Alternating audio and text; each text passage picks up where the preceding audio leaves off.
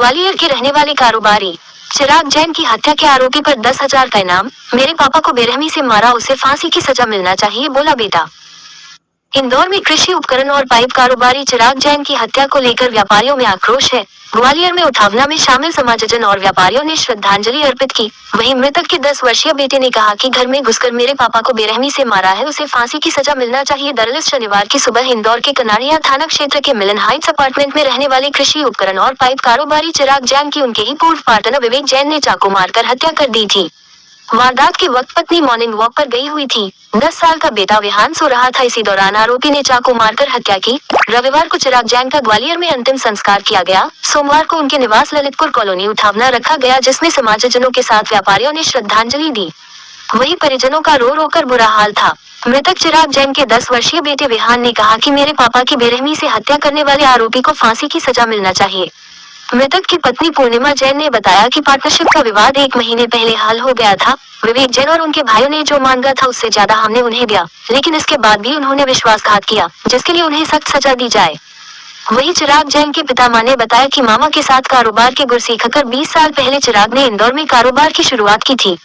जब विवेक को पता चला तो उसने चिराग से संपर्क करना शुरू कर दिया। अपनी बेरोजगारी का दुखड़ा रोकर रोजगार दिलाने की बात कही। इसके बाद चिराग ने विवेक को इंदौर बुला लिया और काम भी सिखाया, साथ ही उसे अपना पार्टनर भी बनाया था। पार्टनरशिप खत्म होने पर जो विवेक ने मांगा उससे ज्यादा उसे दिया, लेकिन इसके बाद भी उसने घर में घुसकर हमारे बेटे की बेरहमी की हत्या कर दी। इसके लिए उसे कड़ी सजा मिलना चाहिए। वहीं चिराग जैन की हत्या के आरोपी विवेक जैन की इंदौर पुलिस के द्वारा तलाश की जा रही है। पुलिस ने आरोपी की गिरफ्तारी पर 10,000 का इनाम भी घोषित किया है। आरोपी विवेक जैन घटना के बाद से फरार है, जिसकी पुलिस के द्वारा टीम गठित कर तलाश की जा रही है और पुलिस ने जल्द ही आरोपी को गिरफ्तार करने का दावा किया है। मेरे पापा को बहुत बेरहमी से उसने मारा है, उसको फांसी की सजा मिलनी चाहिए। मेरे पति को बहुत बेरहमी से मारा है, घर में घुस के विवेक जैन और उनके सभी भाइयों ने मिलकर। राकेश जैन, मनोज जैन, मुलू जैन और महावीर प्रसाद। बिजनेस में जो भी प्रॉब्लम थी सब 1 महीने पहले सॉल्व हो गई थी, कोई दिक्कत नहीं थी। उन्होंने जैसे बोला हमने उनसे ज़्यादा ही उनको सब कुछ दिया और है ना हमने बहुत अच्छे से किया। उन सब मर्जी से कोई विवाद ही नहीं था। उन्होंने हमारा भरोसे का फ़ायदा उठाया।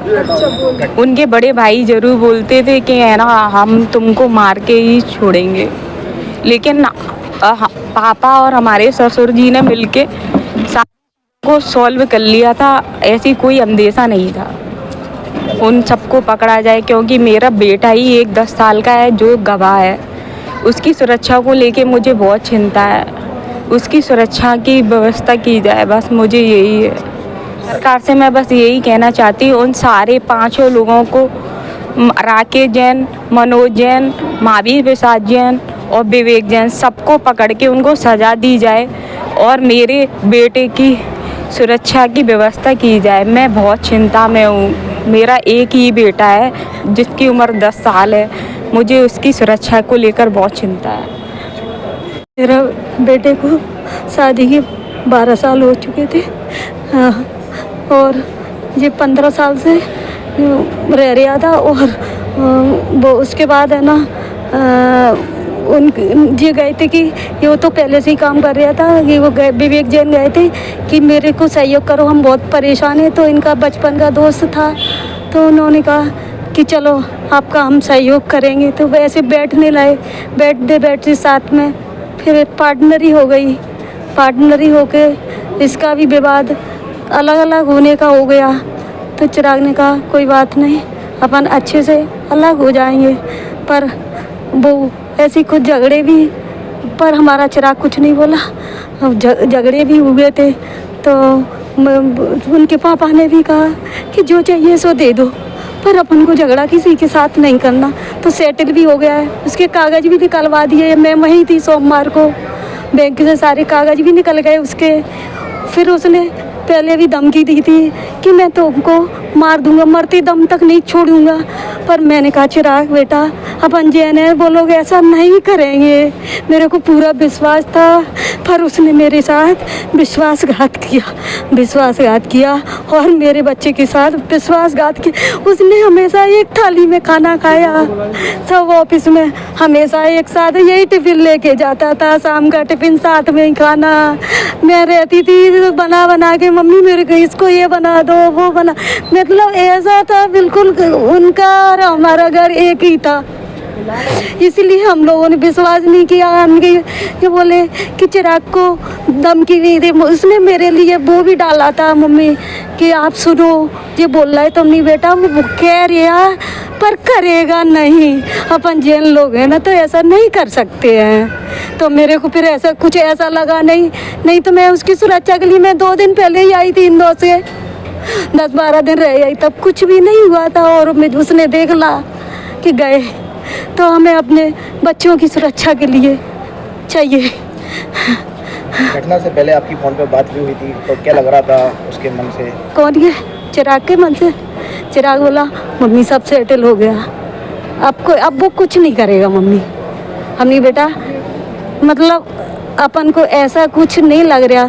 तो जो इनने में मेरे पति भी बोले नहीं अब सेटल हो गया, चिराग बता रहा। वो बोला मम्मी अब मैं अच्छी ज़िंदगी जीऊँगा, यही बोला मम्मी आप चिंता नहीं करो कोई बात की, मैं तो रह के आई थी। तो मैंने कहा बेटा मेरी चिंता रहती है, तो बोला नहीं मम्मी अब तो अच्छी ज़िंदगी जियोगी, अब अपना अलग हो गया तो कोई रट्टा भी नहीं है, कुछ भी नहीं है, और अपना सुमेल भी होगा। अगर जो और भी मांगेगा तो मैं देने को तैयार हूँ, मैं नहीं। उनके पापा हमेशा यही कहते हैं बेटा अपन को लड़ाई नहीं करना, अब तो दो जो भी दे, माल भी दे दिया अपन ने, सब दे दिया, उसके बावजूद भी 3.5 करोड़ का माल भी उसके गोदाम में पहुँच गया पूरा। तो बोला मेरे में नहीं पहुँचा। फिर मेरे बेटे ने कहा चिराग ने कि आप विवेक एंट्री करिए आप अपने गोदाम की, मैंने भेजा है कि नहीं। उसके बाद भी वो ले गया माल, तो उसके बाद भी ले गया। तो हम लोगों ने यही समझा ले जाने, कोई अपनी किस्मत नहीं ले जाएगा, अपना पाप पुण्य बेटा अपन पढ़ते ना जैन धर्म में, वो कोई नहीं ले जाएगा, ले जाने दो, जो ले जा रहा ले जाने। फिर भी पता नहीं क्या हुआ उसके, उनके भाइयों ने ये सब लोगों ने बहुत भड़काया उसको विवेक को। हाँ सबका पूरा, उनके पापा मेरे सोनू भाई मेरा बेटा ही है, मेरी जिठानी के बेटा, उस पर भी फ़ोन आया उनके पापा ने, मतलब इतने धार्मिक, तब भी ये बोला कि उन लोग की तो मैं नाट करूँगा, ये शब्द बोले थे। उन पर आगे कार्रवाई के लिए सरकार से क्या कहना चाहोगे? हमारे सरकार मेरे बच्चों की सुरक्षा रखे कि वो सबकी भी तब वो कुछ भी कर सकता है ना। अभी गिरफ्तार नहीं हुए वो? हाँ, अब मेरे को अभी ऐसे जानकारी नहीं हुई। वो चारों भाई पिछले 3 महीने से धौंस दे रहे थे मारने की, और हमारे सारे रट्टे साफ हो गए थे, कहीं कोई नहीं। उनका ऑफिस अलग हो गया था, हमारा ऑफिस अलग हो गया था, उनका गोदाम अलग था, मेरा गोदाम अलग था, फिर भी उनने ऐसा कर दिया। मेरी कुछ समझ में नहीं आई, मैं तो खुद दुखी हूँ। सरकार से और प्रशासन से क्या मांग कर रहे हो? सरकार से प्रशासन से जो मांग कर रहे हैं कि पूरी उनके खिलाफ कार्रवाई होना चाहिए, उनको सबको हिरासत में लो, 5 लोगों को, और सब दागी हैं इसमें, सब दोषी हैं। यही चाहता हूँ मैं, और कुछ नहीं चाहता हूँ। जिस व्यक्ति ने ये सब किया है, अभी भी चूँकि आंखों से नहीं देखा है तो अभी भी भरोसा नहीं होता है कि वो ऐसा कर सकता है, क्योंकि वो भी परिवार का सदस्य था। हर तरह से हम लोगों ने उसको आगे बढ़ाया जहाँ तक वो पहुँचे हैं, और दिमाग ये नहीं समझ पा रहा है, न सोच पा रहा है कि वो किस परिस्थिति में उनके दिमाग में ये आया और ऐसी घटना को अंजाम दिया। जो अभी हुई है ये तय है, लेकिन अविश्वसनीय लग रही है, अभी भी अविश्वसनीय ही लग रही है। और लेकिन आरोपी अभी भी फरार है, पुलिस की पकड़ से दूर है। हाँ, पुलिस की पकड़ से दूर है। हमारा तो विश्वास है पुलिस प्रशासन पे भी है, इस देश के कानून पे भी है, लेकिन कानून और पुलिस तो अपने ढंग से अपना काम करेगी और न्याय तो मिलना तय है। लेकिन जो सामाजिक एक समरसता जो टूटी है,